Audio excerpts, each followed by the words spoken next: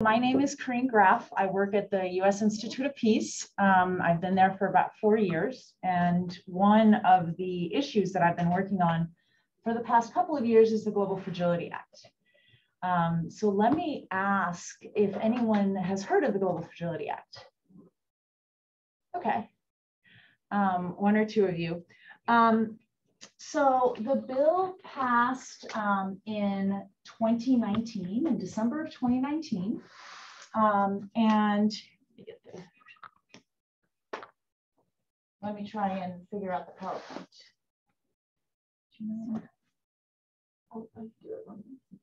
want to do it? Okay. I think the remote's not working. So the Global Fragility Act is a new piece of legislation that focuses on stabilization and conflict prevention policy.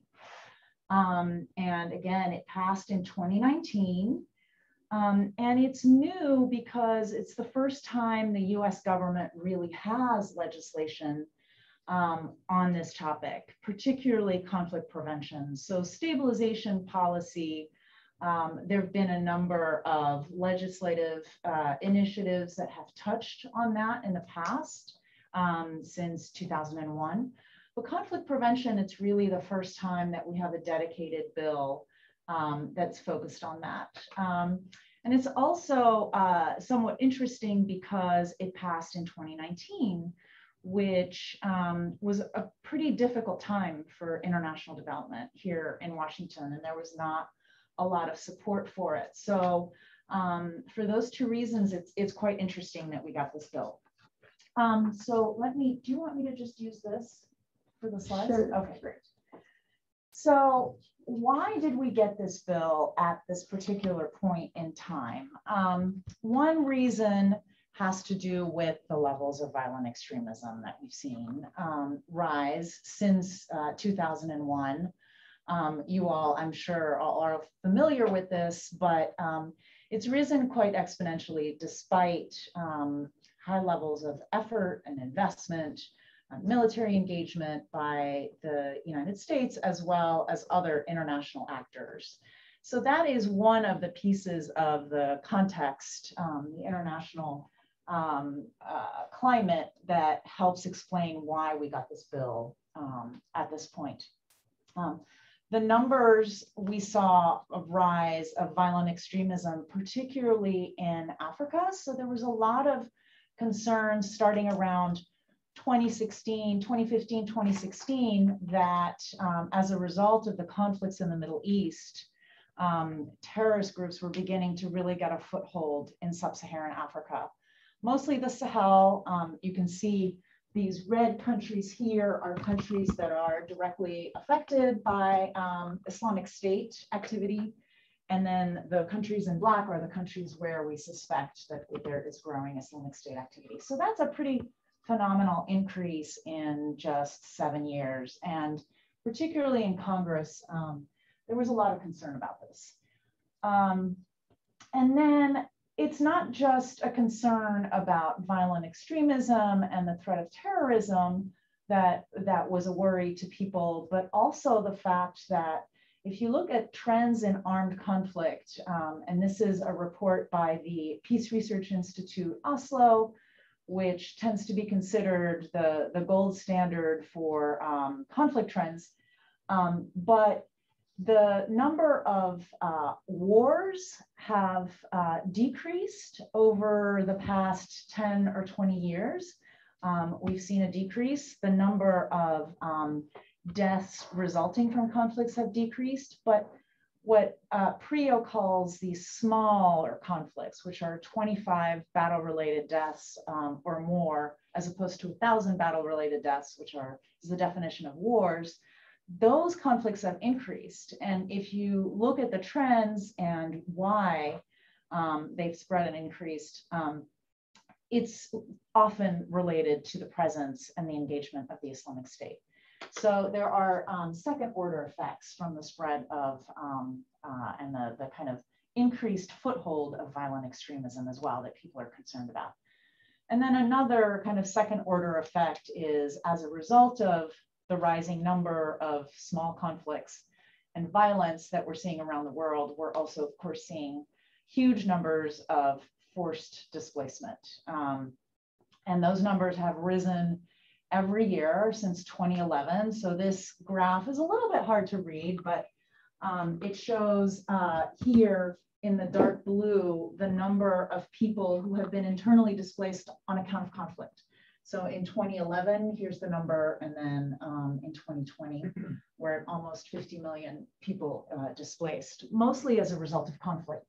So it used to be that humanitarian crises and internal displacements of people and forced displacements of people were largely driven by natural causes, and increasingly those trends are being driven by conflicts around the world. So another reason that people have become more concerned about terrorist violence, as well as the conflicts in which they're usually embedded.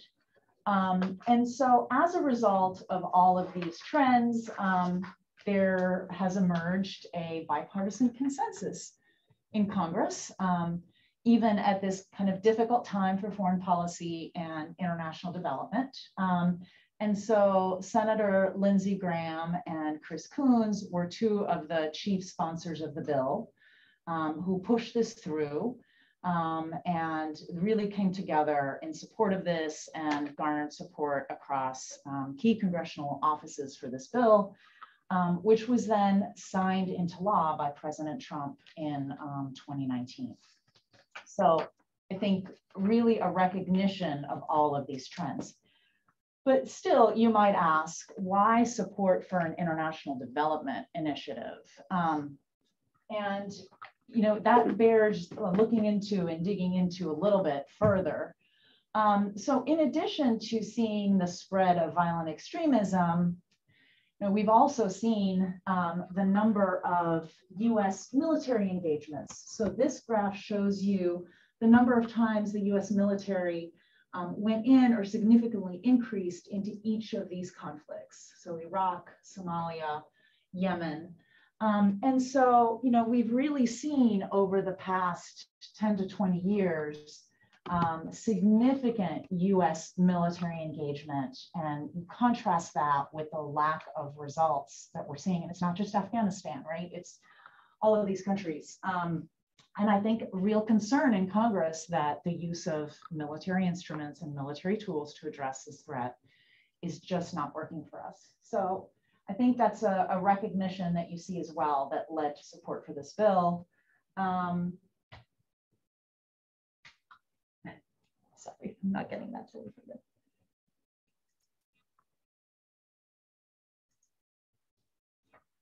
Maybe I'll just ask, do you mind? Yeah. Okay, great. Actually, would it be better to stand up there just for the camera? Do you want me to stand up here? Okay, sure. All right, we'll get this right. So in addition to concern about the lack of effectiveness of military engagement, over the past 2 decades or so, we've seen growing support in Congress. Could you click the slides? Because I've got a few pop-ups that should come up. For various development initiatives. There's another one, if you want to click that also. The AGOA, US investment in global health initiatives, food for peace and food security investments, of course, the creation of the Millennium Challenge account and Millennium Challenge Corporation, and more recently, support for the electric grid and off-grid energy in Africa. And that has steadily increased. And I'm contrasting these US investments and development initiatives with what we're seeing on the ground in terms of poverty alleviation. And even though I'm not trying to suggest that US assistance is responsible for the progress on the key development indicators, they have played a role. And you know, the support of the international community for global development over the past 20 years has really helped make developing countries make progress in alleviating poverty. That has, of course, now been threatened somewhat with the pandemic. and the economic impacts of the pandemic. But the fact remains that over the past 20 years, 30 years, we've seen a lot of progress on the ground. And so you can contrast that, what you see in these sectors like food and health and other classic development sectors, with the lack of progress that we're seeing on stabilization, conflict mitigation. So that's something that is apparent on the Hill as well. And so I think on the one hand, there's a growing confidence in the use of development on the Hill. On the other, there's also concern that why aren't we able to use this effectively to address the root causes of conflict and stabilization. Next slide. So the political consensus on the Hill that we saw was quite focused, and key congressional offices have been quite focused on a key part of the problem being the lack of coordination across the US interagency, across defense, diplomacy, and development. And so that's what a lot of the Global Fragility Act focuses on, trying to get the key agencies to really work together better and to align their efforts better. So next slide. And in addition, there's also a realization which was key in helping this legislation pass, and which I think we're seeing also with the military withdrawal from Afghanistan, that it's just those kinds of investments that the US has made are just not sustainable. We've spent $6 trillion in the war against extremists since 2001. Of course, large numbers of deaths and casualties. And there's increasing research into the effectiveness of peacekeeping missions and other conflict prevention efforts, and growing recognition also and evidence among the development community that those investments are really a cost saver relative to military engagement. So this evidence has started to come out as well in the past 5 years, and this also helped build support for the Global Fragility Act in the context of real financial constraints. Next slide. So what is in the Global Fragility Act? Several of the provisions are listed here. So the first is that it requires the executive branch to adopt a global fragility strategy, and this was released last December, a year after the bill passed. And a requirement that that strategy and the efforts under this act really be developed in consultations with civil society, and also in close consultation with Congress, which is not surprising. If any of you are familiar with the Millennium Challenge Corporation, for example, there's a really good relationship there between that agency and Congress. And so Congress is really looking to continue to build its confidence in what USAID and state are doing relative to stabilization and conflict prevention. And so requiring a lot of consultations with Congress. Then there's also a requirement for the executive to pick a number of focus countries and to apply the strategy and the lessons learned that are included in the strategy to those countries over the next 10 years, which is also significant. The budget cycle is obviously annual, and this extends that significantly. The idea being that we really need sustained investments if we're going to succeed on this front. And then the submission of biennial reports to Congress, and also the authorization to spend some resources on this. So next slide. I'll talk about that a little bit more. So in terms of, you can go ahead and click yes, there you go. So the focus on interagency coordination, like I said, is pretty much at the center of the bill. So state is in the lead for the implementation of the strategy and the development of the strategy, and is in the lead for developing policy, and obviously doing the diplomacy as well as the civilian security assistance. And USAID is on the line to focus on the prevention assistance programs and program implementation. DoD is also one of the key partners under this bill to support the implementation efforts of state and aid, and possibly as well to focus on security cooperation and ensuring that our security cooperation efforts are in line with what we're doing on the development side and the diplomacy side. But there's a broad number of agencies that have been brought into the process in this administration, an NSC-led process, including Treasury, MCC, and a number of other agencies as well, the intelligence community, for example. So next slide. But one of the real innovative aspects of the bill is the establishment of a new fund. So you may be familiar with the Complex Crisis Fund, which provided funding for stabilization, but was quite a bit smaller. That was created in the Obama administration, but only contained about $30 million a year approximately. Whereas this new fund that's now been established is authorized at a level of $200 million a year, and it's authorized over 5 years. So not the full 10-year lifespan of these plans, but half of them. And that's also intended to show sustained commitment over time, which is necessary to make progress on development and stabilization activities. So that is new, and that really expands the availability of flexible funding that aid and state need to be able to be more responsive to conditions on the ground. So it's not a huge amount, but then again, stabilization and conflict prevention, which often include governance programs, youth programs, dialogues, are not particularly expensive. So in that light, it's a substantial amount. Next slide. So the current administration is in the process of selecting where it's going to focus, and the law requires the administration to select at least 2 prevention countries. So again, that's where the real innovation is in this bill, that some of this funding and these programs and these country plans need to be focused on countries that are not in conflict yet. And where we have a better chance of addressing tensions before a full-blown conflict arises. So at least 2 conflict prevention countries and then 3 stabilization countries. And the focus countries should have global representation, and the administration has been in the process of coming up with these countries for the past few months. Next slide.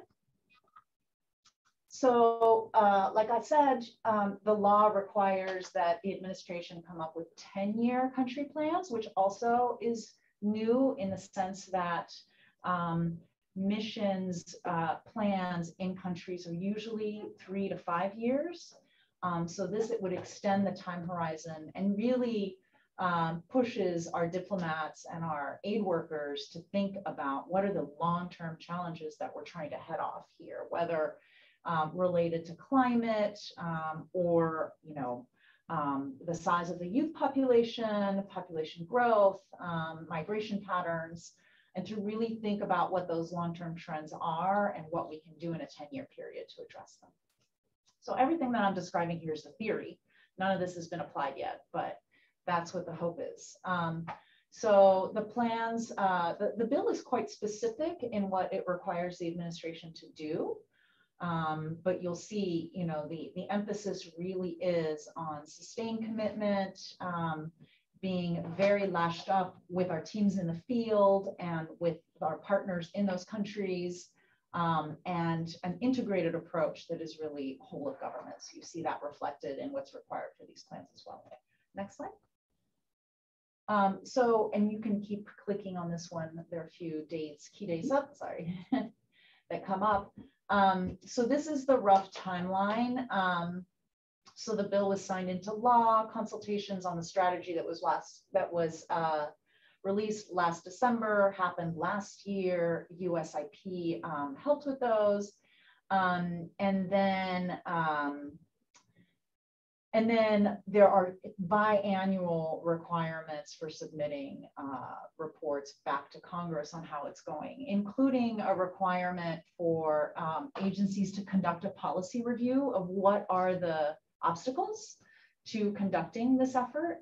And a lot of these obstacles are well known, right? We've looked at stabilization efforts for some time, but the idea here is to kind of do this in real time and have more of a consolidated effort over a period of time to look at what's working and what's not, what needs to happen, whether it's in terms of procurement authorities or staffing or hiring mechanisms, all of the things and the processes in place in the US government, which may be obstacles to doing this kind of work in real time, you know, in a way that's responsive to needs on the ground and in a way that's sustained. So next slide.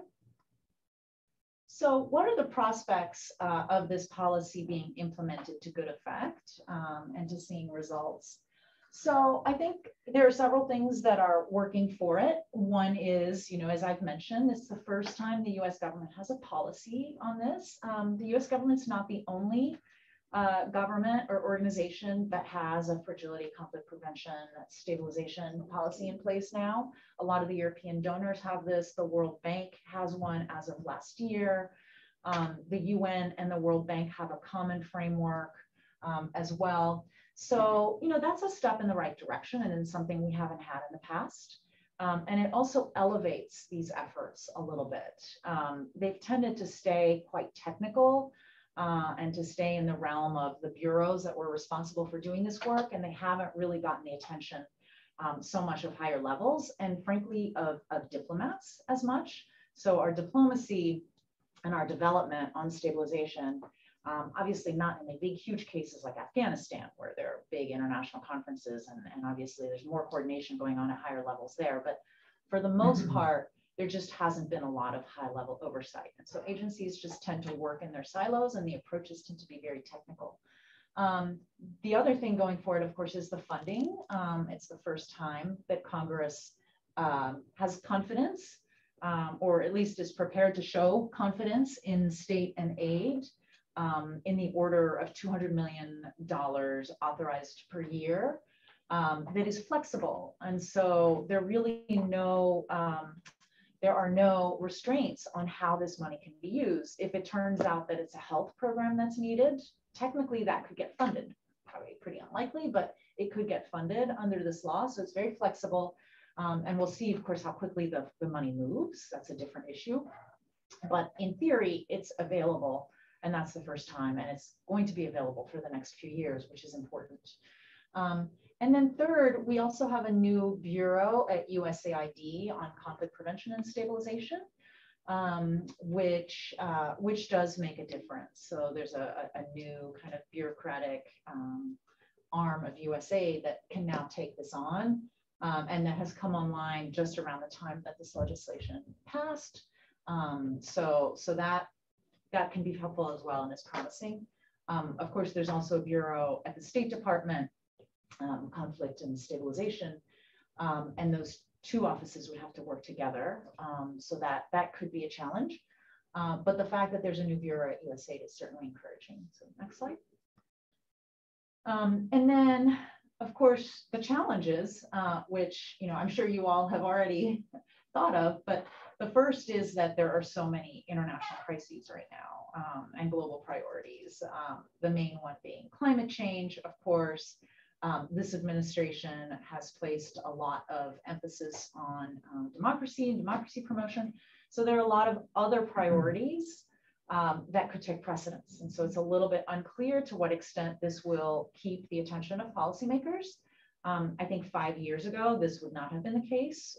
We as a country would still have been, we're still quite focused on conflicts in Afghanistan and the Middle East, but that's changed somewhat since then. And so it remains to be seen whether policymakers have the bandwidth to focus on this as well.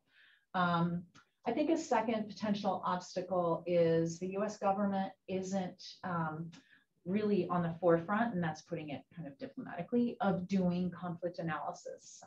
There are other governments and organizations that are much further ahead of where we are in terms of doing sophisticated political economy analysis of the drivers of conflict. And if you're trying to do conflict prevention, obviously you need a pretty sophisticated understanding of how these dynamics arise.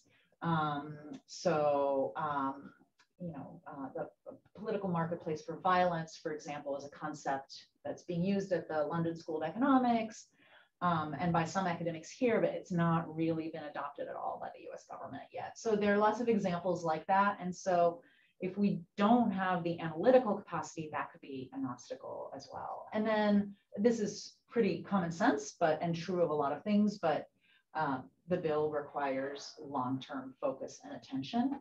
And it is not clear that that we will be able to do that as a government either. So right now, the bill, and through its passage, the bill attracted quite a bit of attention here in Washington, in Congress, even in international circles.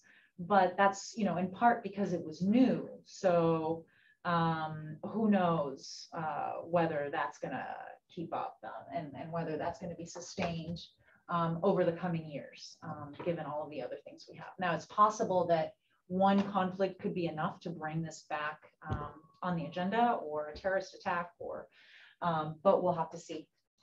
So next slide. And then in terms of how will we know whether this is moving in the right direction? So I think one indication will be, and we should know this fairly soon, what countries is the administration focusing on? So which countries have they decided that they really want to prioritize for this? And I think there's a tension there because I think the tendency will be to want to look at the really high priority cases, whether it's Haiti, even Afghanistan. But at the same time, those are the hardest cases. And those are the cases where it's least likely that we will see progress even under a bill like this.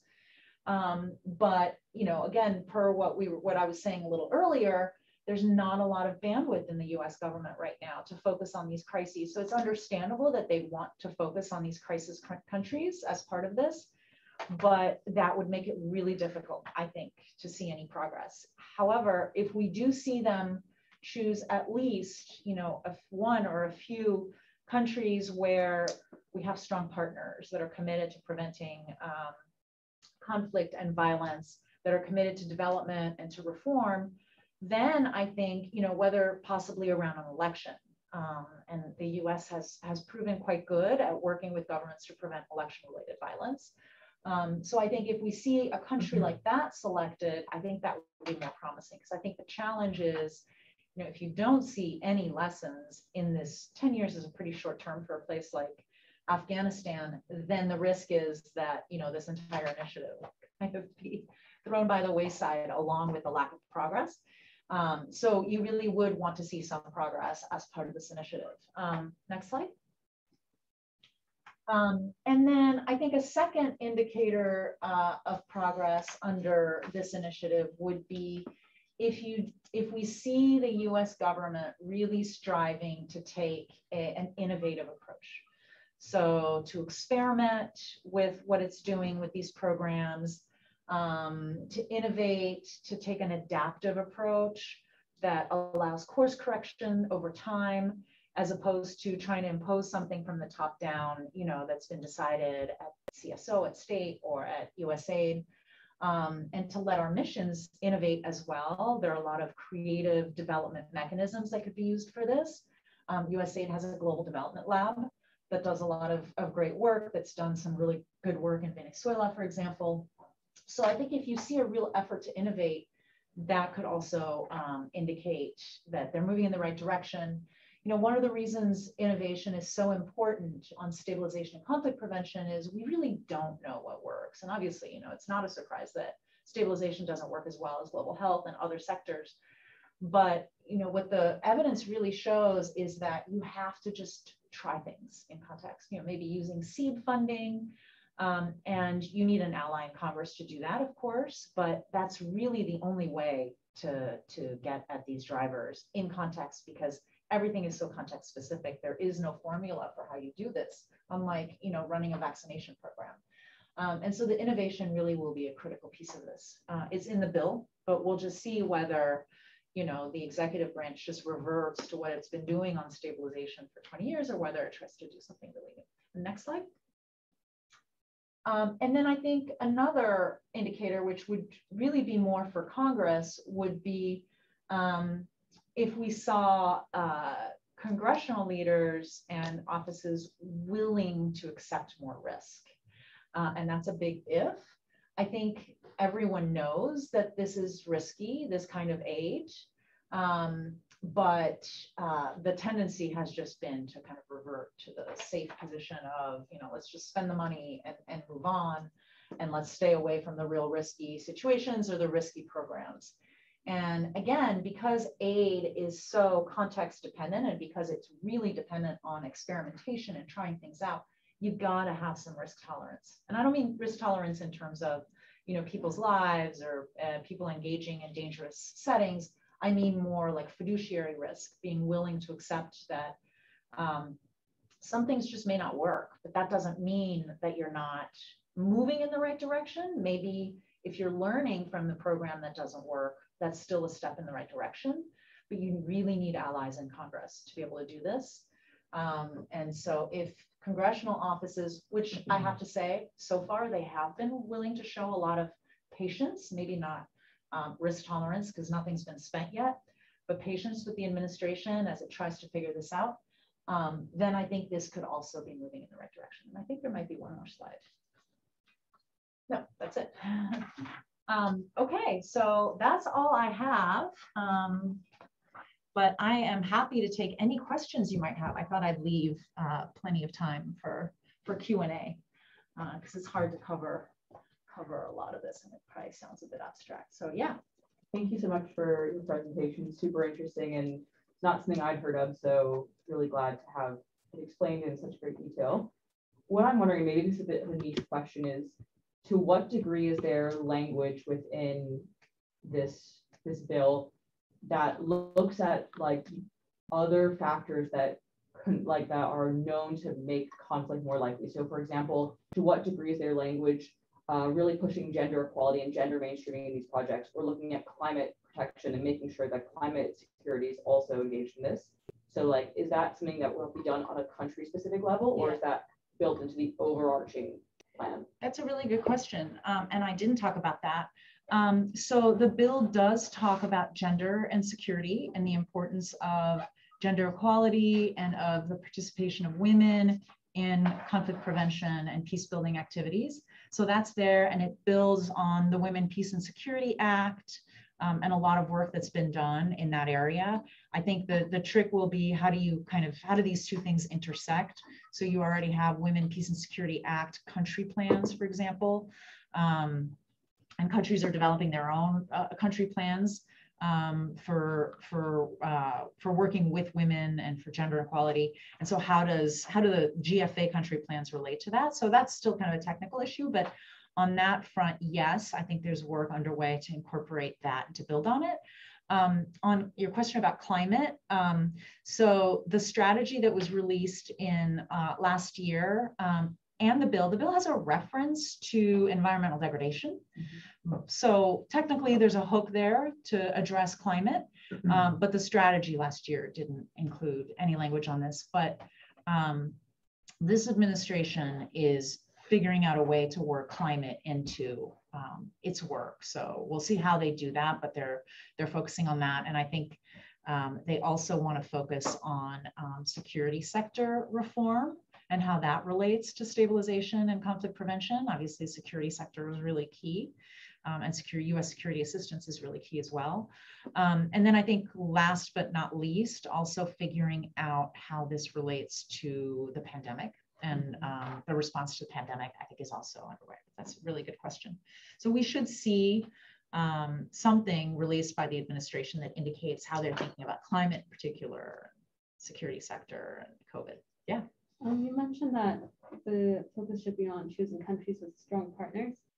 Are there any priorities in terms of the partners that the bill is seeking to partner up with? Sorry, I'm having trouble hearing. Are there any priorities that the bill is seeking to in terms of countries, like geographic? In terms of elected partners within countries, like are we looking for which kinds of partners in countries?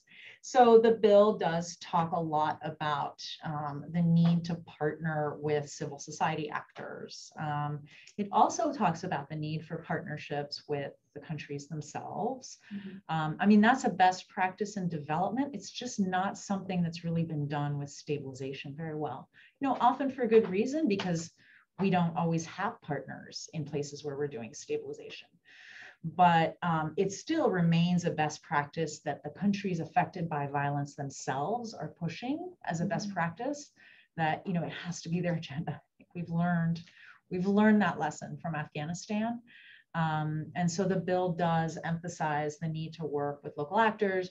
So one of the provisions in the bill, or actually there's quite a bit of language on this, has to do with letting U.S. missions in the field lead this work, again, rather than having people in Washington, decide how the money's spent, which, was often the way that we did things in places like Afghanistan, where we would earmark funding for certain sectors, and it definitely wasn't driven by what was happening on the ground. So I think the ability of missions to lead this, I think that the idea there is that our missions will be closer to those actors on the ground. And in terms of stabilization, in terms of what? In terms of the stabilization efforts in conflict-driven countries, is the bill prioritizing economic stabilization, and are there any perspectives on working with business partners from the U.S. To develop the economies there? Other partners in the U.S., other actors? Yeah. So like private. Yeah.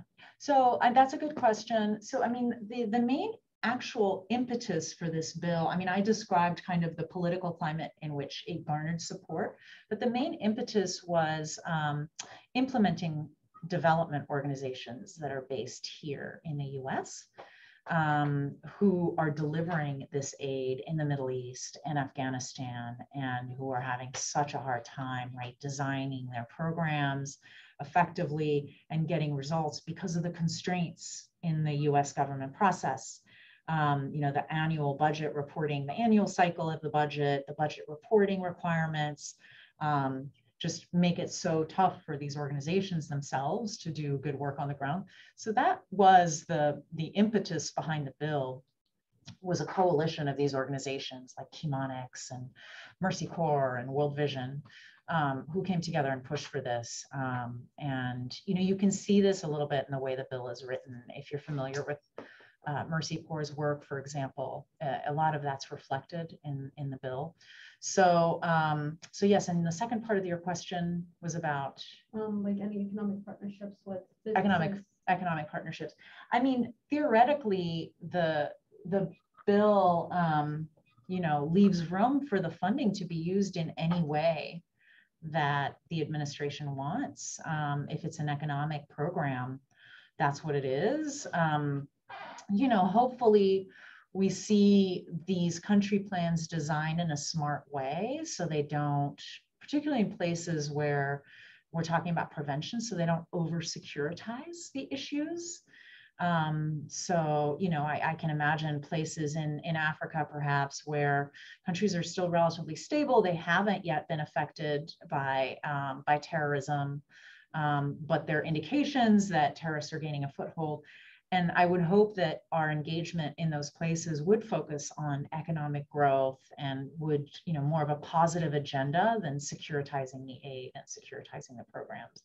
So that's possible, but we'll see how the administration does. And I think it's more likely in places where in prevention countries. Yeah. So one of the challenges that you mentioned is that the U.S. isn't at the forefront of doing sophisticated conflict analysis. So I was wondering, are there any plans to cooperate with other countries that maybe have similar acts but more experience with it, both on the analysis side, but maybe also on the implementation side? Yeah, no, that's a really good question. So I think your question is about whether we could work with organizations that have more experience doing this. So I do think that some of the international organizations, sorry, I keep moving around, you keep trying to follow me. The international organizations have much more sophisticated analysis.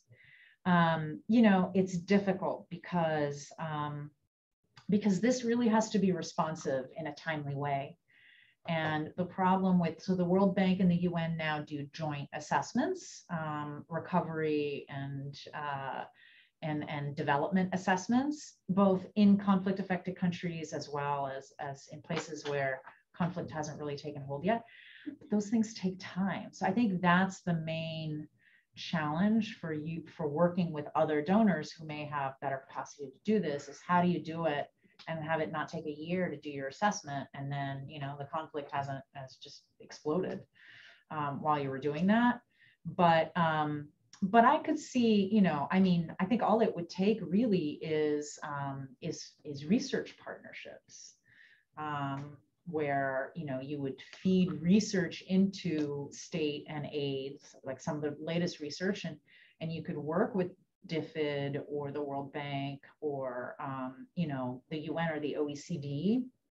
But you'd be feeding in research that wouldn't maybe go directly into a country plan, but that would help build up the US's capacity. So I think doing collaborative work in real time is hard, but I think you could still strengthen the USG's tools in parallel as you're doing, you know, the analysis on the ground as part of the GFA. Yeah. Given the lessons that we're kind of learning from Afghanistan, I understand it's like fairly different and hopefully not as heavy emphasis on militarization, but what emphasis is there on like exit plans and also like local ownership and autonomy in terms of the solutions that are implemented to kind of both avoid really long-term protracted engagements for the US, but also to make sure that those countries then are able to function once we leave? Yeah, that's a great question. So I think the emphasis is definitely, as I mentioned, on working with local actors and local peace building capacity. Mercy Corps had a really strong role in helping to advocate for this bill. And this is one of the issues that they work on, you know, the politics of conflict and development programs that really address the politics, and working with local actors. So I think that's in the bill, and you know, the localization agenda hopefully can kind of gain ground in terms of peace building under this initiative, because the GFA efforts will be led by our missions. So hopefully that helps, that it's led by our missions and they're really able to work more with local actors. I think one of the challenges is that it's not just local. I think the challenge is that, you know, we do local peace building, and then on a second track, we work with governments. But I think the problem is that you really need to build up the capacity across the board. It can't just be that you're conducting local programs with local civil society organizations, but then we're not working with the government, whether it's the local government or the national government. Now, I get that a lot of times the governments are part of the problem. You know, just if a society is affected by conflict, oftentimes that bleeds into the government, of course. But if we're not working on building capacity for doing peace building, for building resilience to risks, whether it's disasters or conflicts, then, as you say, you know, we'll be there forever, and it'll be a similar scenario to Afghanistan, where I think we did try, in fairness, we did try to build up institutions, and to some extent we did, but in my view, not enough. And so that's in the bill, but, you know, there's a real tension between wanting to support democratic reformers and understanding that in these conflict contexts, and this is kind of what I meant by the analysis isn't always terribly sophisticated by the US government, is that really the latest evidence and research on this shows that you've got to be willing to work with the opposition or with the conflict actors if you're going to build, you know, a peaceful way out. You can't just shut them out because they've committed human rights abuses. Unfortunately, as much as you'd like to, you have to find a way to build and bring them in so that it doesn't just revert right back to violence. I think that's another lesson, frankly, that we've learned from Afghanistan and not working with the Taliban, right? But that's true everywhere. And I think your colleague's point about could you work with other actors that do this, I think there's a case where, you know, you could work with other countries that have more of an ability to work with former terrorists or conflict groups than we do, because we have sanctions in place, or we just don't have the capacity, or we don't have the risk tolerance to work with those actors. So I think you could see us working with other actors who can do that in cases where we can. But I would hope that we would look at our posture and re-examine, how limited our ability and our willingness and appetite is to work with these groups. Which, if you're not really understanding the context and then you decide that you're not going to work with a group, that can be really problematic, right? Because if they have a lot of support and legitimacy in the place, then that is what it is, right? So it's a really good question. I think a really tricky one, but I think it's working with local actors as well as building the capacity of governments, local governments, but also national governments. Just kind of like a follow to this, like kind of related, but also slightly separate in terms of how is, you're saying like we have to work with like oppositional actors. We have to make sure that we're like understanding the context. How much reflection of the policies are built in like over, because you said there's biennial reports. Yeah. But is there more frequent reflection on, is this working? Do we need to change tracks? Are things That's developing? a really good question. Like, are there mechanisms built in to Yeah. make sure that, because 10 years is a short time, but also a long time. Yeah, absolutely. So if you read the strategy that was released last December, you'll see that it describes setting up an interagency steering committee to lead this effort across the board. And I can't remember what the frequency of the meetings was, but its responsibilities are described as, kind of having oversight over what's going on, but also having the ability to course correct if something's not working. And this steering committee meeting at sufficiently high levels that they can make a decision to course correct.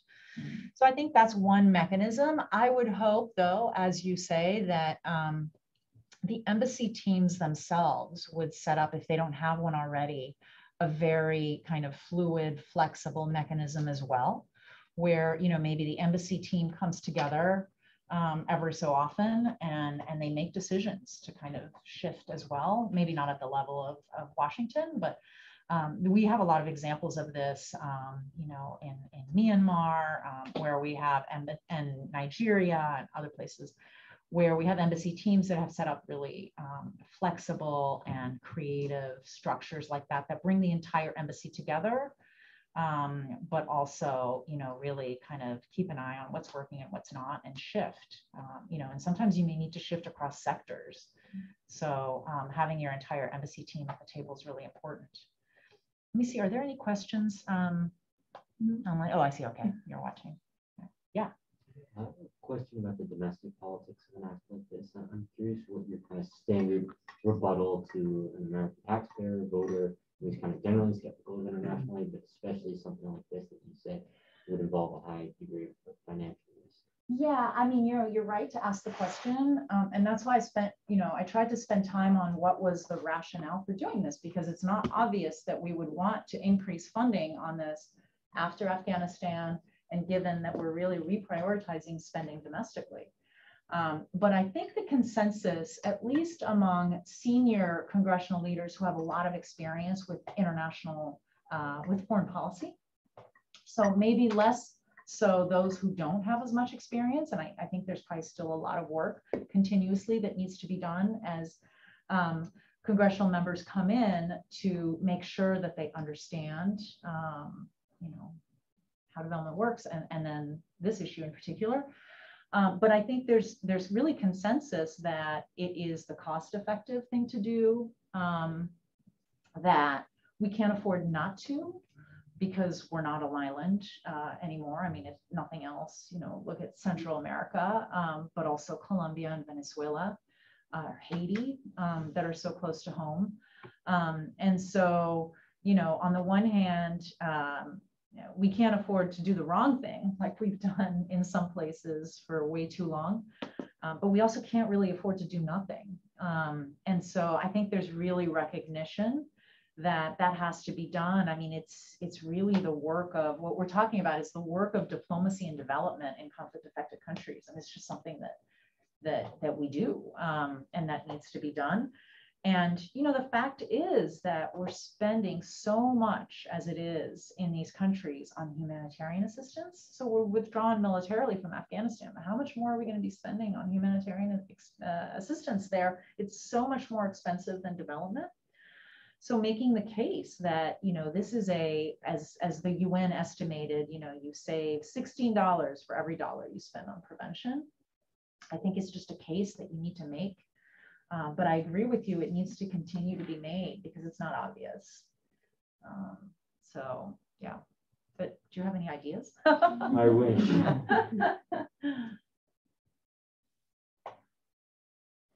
Yeah. Sorry No, that's okay. It's a small group, so.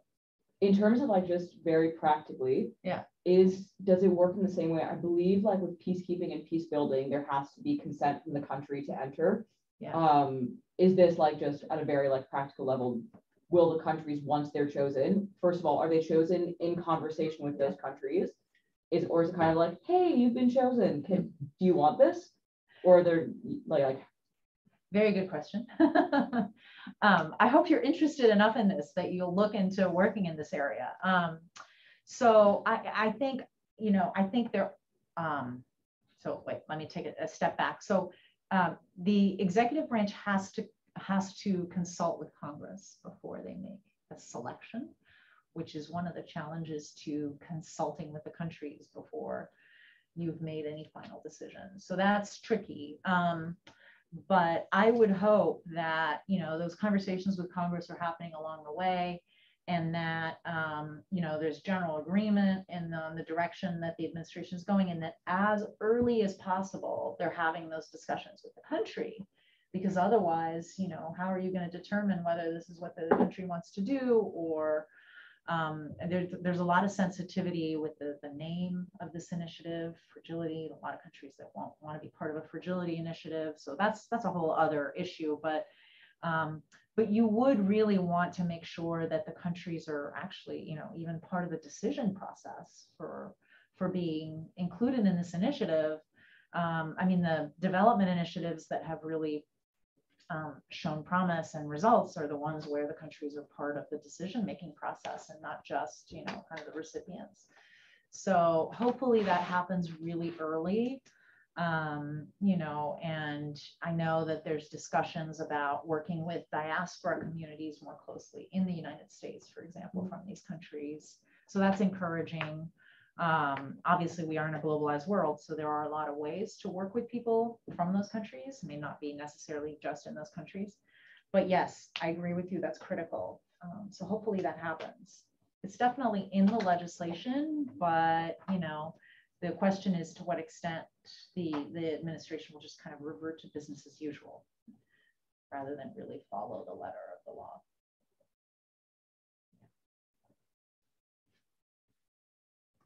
Yeah. In very practical terms, what's going on, right, like what's happening right now? Because you said you were waiting for the administration to choose which countries. So is there preparation work, or is it just kind of wait and see? Yeah. No, I think there's a process underway to select the countries. So, you know, it's an interagency process. There actually was a process underway right at the end of the last administration, but obviously, you know, the timing was really tricky. So I would expect that what happened is that the new administration came in and, you know, they wanted to take a look at the decision again. So I think, yeah, that's what's going on. So they're looking at that. But I think, you know, there's a lot of, the law said that the administration should have selected the countries by last year. So the last administration was a bit behind the curve, and obviously this one is as well.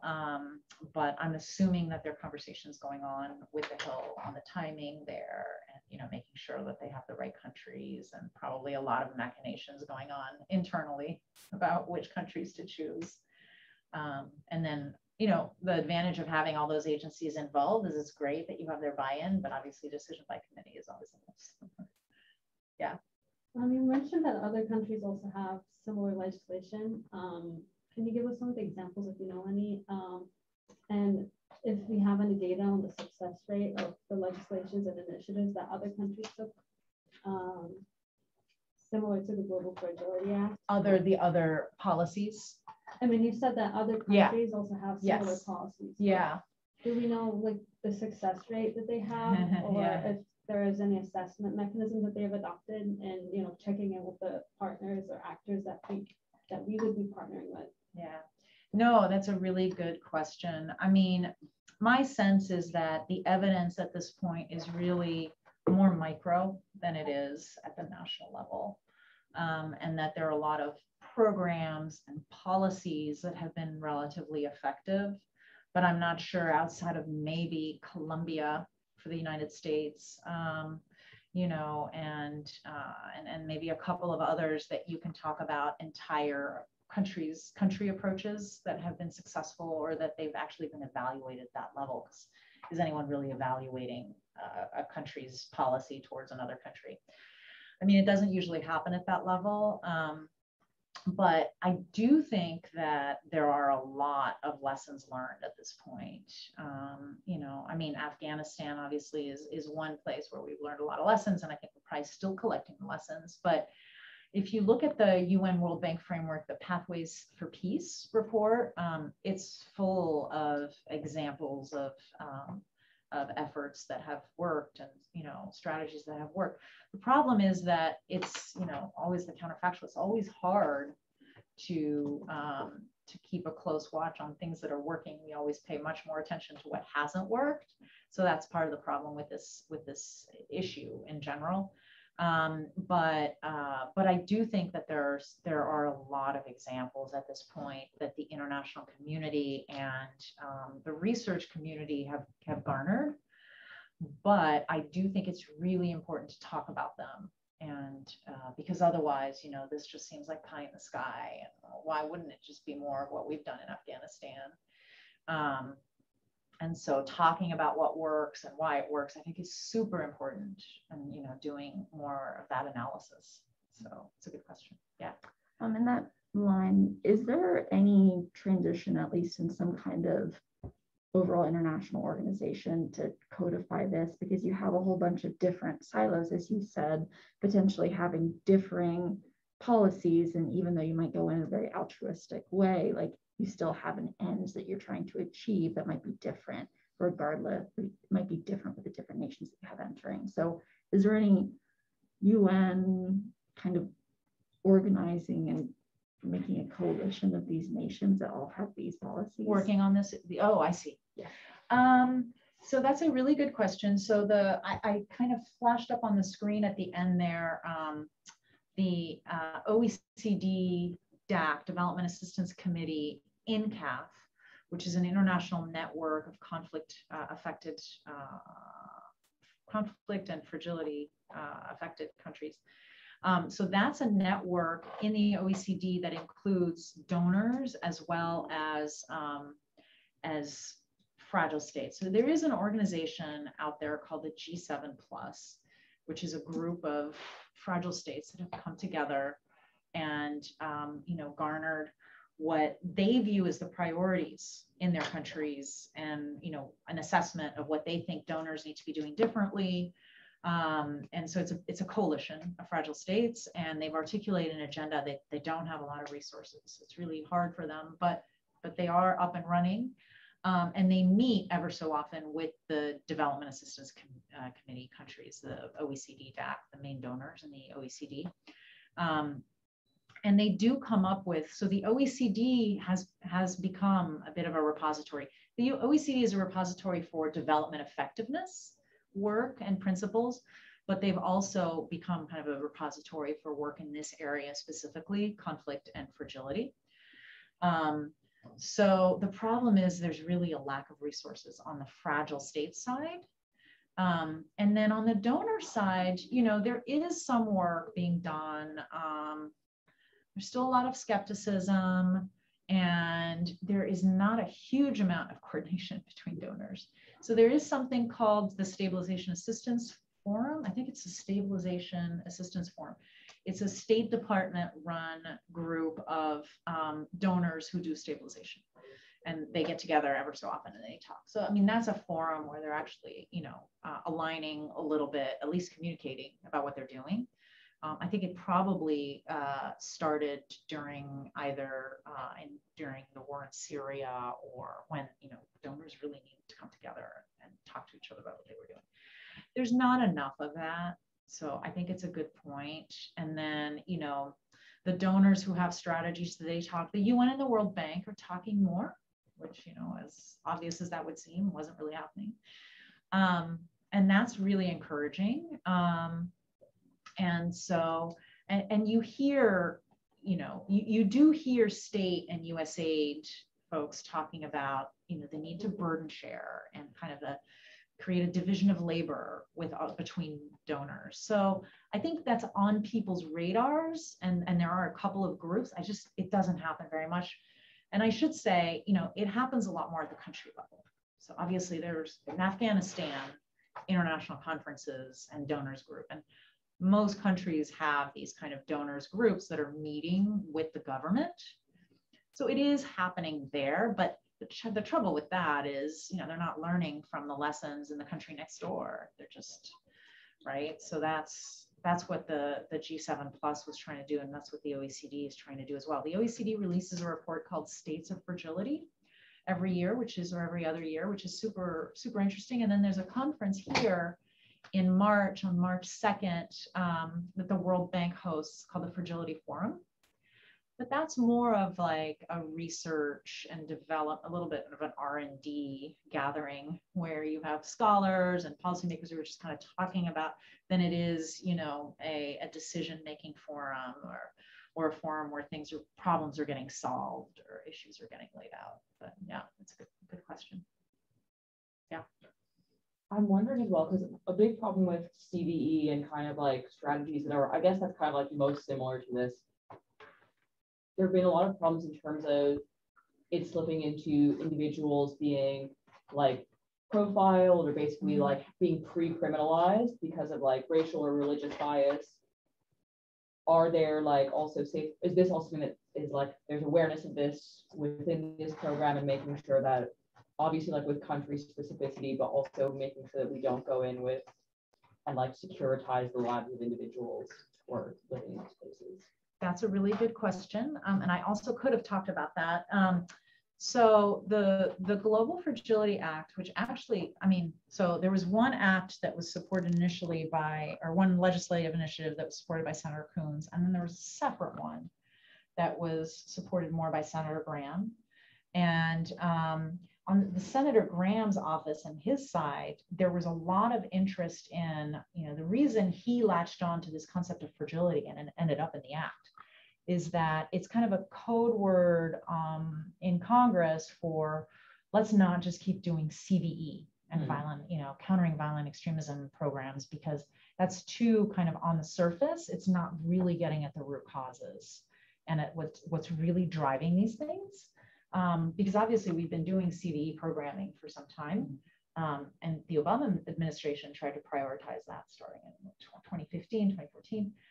And so the intent here really was to look at the underlying issues, and that's why the term fragility was used, as opposed to preventing violence, PVE, which is sometimes used, but it can often really be securitized and sound like it's being securitized. So so I think that is definitely the intent of the law. And I do think there's recognition in government that that's important to do. I think the trouble is, what counts as addressing security risks and what doesn't. So, an economic program, how do you decide if it's part of like a fragility initiative or if it's just an economic program to promote growth? And, that line can be really blurry. So I think that's where, policymakers have to deal with like accounts and, specific kinds of mechanisms, and they have to figure out what to use. So for example, Office of Transition Initiatives at USAID, which does a lot of stabilization and like governance, in post-conflict settings, is that going to be fragility programming as well? Because that's pretty short term. Or is it an economic program? And if it's an economic program, what does that look like and who's doing it? So it raises a lot of bureaucratic issues. This notion of like enlarging the lens, so you're not doing something that's totally securitized, that's either done by the CT office at state or frankly by the Office of Transition Initiatives at USAID, which is very kind of tactical, and it was meant to be that way. But then if it's not that, you know, what is it and who's leading it? So there's a lot of bureaucratic issues involved in that. But you're right, it's important. And I think it is recognized as being important. Yeah. I read in Afghanistan that there was a task force on business stabilization operations that was in the Department of Defense.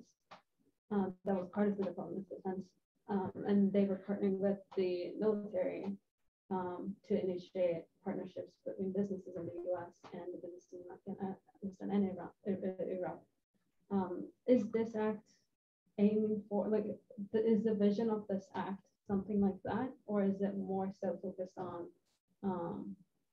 like, what kind of security are we looking at with this act? Security? What Yeah. kind of security? I mean, I think just building off of my our conversation just now, I think, you know, it's security, but it's really trying to get at the underlying factors, so that more of the economic factors, the development factors, than it is the actual, like, terrorist organization, for example. It'd be more at what's driving recruitment than it would be, you know, how do you really target what this terrorist organization is doing? Mm-hmm. So I think it's a little bit longer term than that. And I think, you know, the Department of Defense is included as an agency to lead this, but it's still a little bit unclear what the role of the Department of Defense is. So the Department of Defense is increasingly trying to get into, or was, at least over the past few years, one of the challenges over at DoD is that they're so focused now on the great power competition that it's really hard for them to be focusing on stabilization and other issues, which is fine. They don't really feel like they have the mandate to do that right now. But yeah, so DoD, you know, is trying to, or has been trying to get into supporting stabilization efforts of state and aid. And they have a mandate to do that, a bit more of a mandate now than they did a couple of years ago. But beyond that, you know, that's really kind of transporting aid workers or aid from one place to another in dangerous places.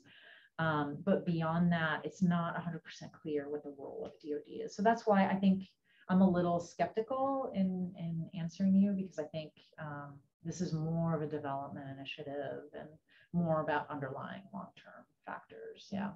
But I do think that with security cooperation, there's a role for DoD. I just don't know that that's the direction the executive branch will take this in. You know, looking at how we're doing security cooperation, the role of security agencies in creating grievances and radicalizing people. I mean, it's such a huge thing. And it's something that DoD could be doing. State could be doing it as well with civilian security assistance, but I think there's scope. But I think that's a little different than what you're asking. Yeah. We're out of time. Thank you so much for a really engaging discussion, which I really enjoyed. I really do hope, if you guys are interested, that you pursue careers or, you know, work in this area or air analysis. There's a lot of work to be done. And I wish you the best of luck in finishing your master's program. But I should say, you know, if you have any questions or, you know, you want to follow up with me, please don't hesitate to be in touch, and I'm happy to pass my my email along. Sounds good to meet you guys. Thank you. Thank you.